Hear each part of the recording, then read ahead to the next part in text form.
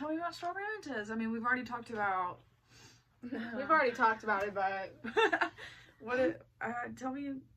talk about it. So, Strawberry Mentos started as a TikTok, as, you know, per usual. And, it was basically this, like, headcanon song, you know, like what I thought Yamaguchi would be like in a relationship. To be honest, it was just what I wanted my first kiss to look like, because I, at the time, hadn't had it, and at the time now, I still haven't had it. Everybody talks about how ass their first kiss is, so I was thinking, you know, if mine could go perfect, in a perfect world, if I could have it exactly my way all the time, what would it be like? He would eat my favorite candy, and then so the first time that we kiss, he would taste like my favorite candy, and I would be like, oh my god, you remembered. And it would be this very, like, sweet moment or whatever, you know? And so at the time, obviously, and even now I had, like, a following for anime.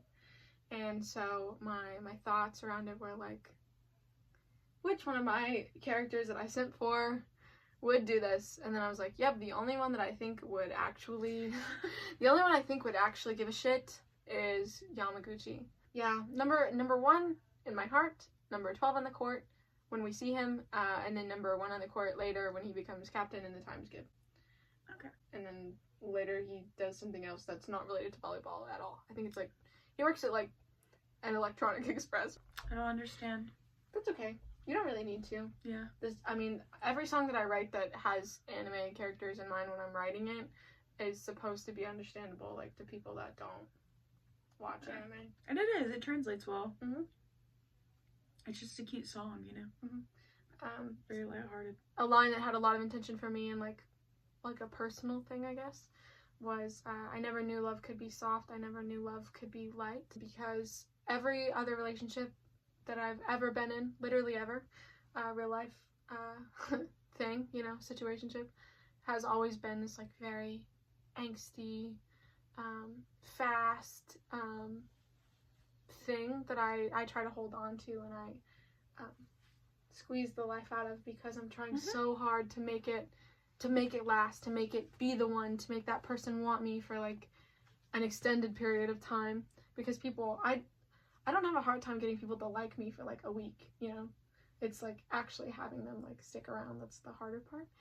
For Strawberry Mentos, it was, like, maybe there is this kind of love that doesn't hurt all the time, because the love that I know and that I'm familiar with, I guess, is love where I'm loving people that don't love me back, or loving people that don't stay, or loving people that things are very hard and heavy with, and the idea of having something that's soft and light and you know, mimics the love in the song, you know, being this, like, very sweet, giving thing, was very attractive to me as a writer, and also just as somebody that strives to have love all the time. There's not much to say about that one. Yeah. It's just, like, is what it is, you know? It is what it is. It's your what makes you beautiful. I would agree. Yeah. It's, like, it still bangs, but it's... Yeah. There's not that much to say about it. You're gonna play it at every concert, every show? Yeah. Yeah. Sometimes I think about that, of being like, alright. That's the one. That's the one. For now. I gotta write something, like, bigger than that, and then I'll be able to... Least favorite only child. I can't, like, end on least favorite only child. I just can't. Encore.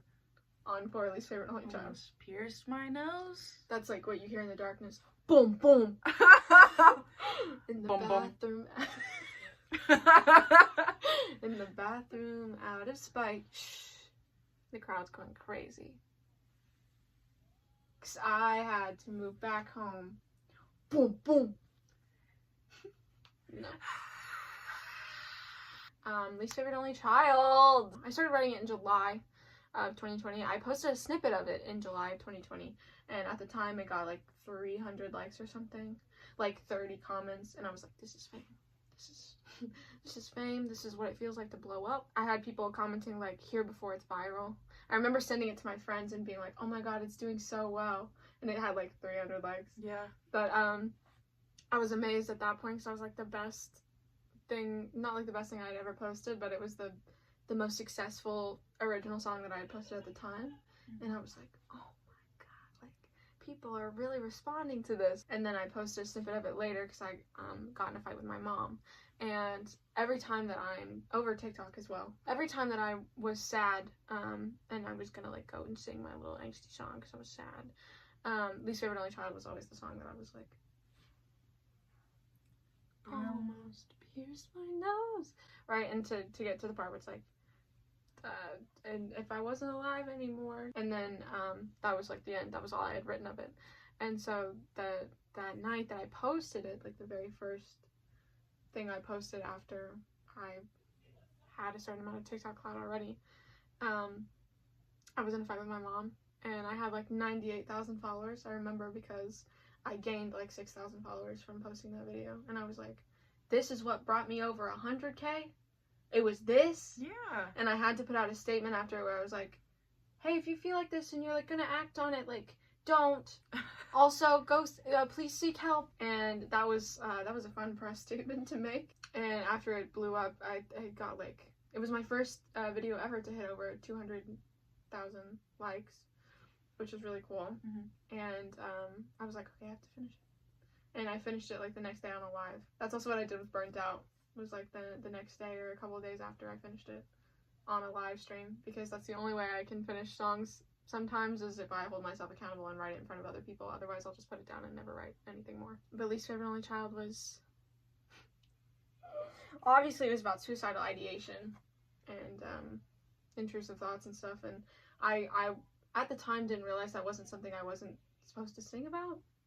And it's not something you're not supposed to sing about, but it's like something where people were like, oh my god, I didn't, like, nobody ever talks about this feeling. I didn't realize other people felt like this. And I was just like, oh, I thought everybody knew. But Leanna does this thing where she's like super emotionally mature, especially for someone her age, and then when other people don't do that stuff, she's like, oh. It's just, it surprises me. huh? Other people don't understand their own emotions. And that their pain isn't singular to them? Yeah. Crazy. But I was very cool at the time to have people be like, oh my god, I've always felt like this, and I was so scared to like say, I didn't want to be seen as like selfish, or like I was a bad person because I felt like that, and I was like, you're not. Like, that's it's really normal. Or at the very least, if it's not normal, it's not, you're not alone in feeling like that. That was the first song I ever had that was like so emotionally charged like that people like got, and that it was not only validating for them but validating for me. Yeah. I think that song is really like well respected. Yeah. As like as a good piece of writing.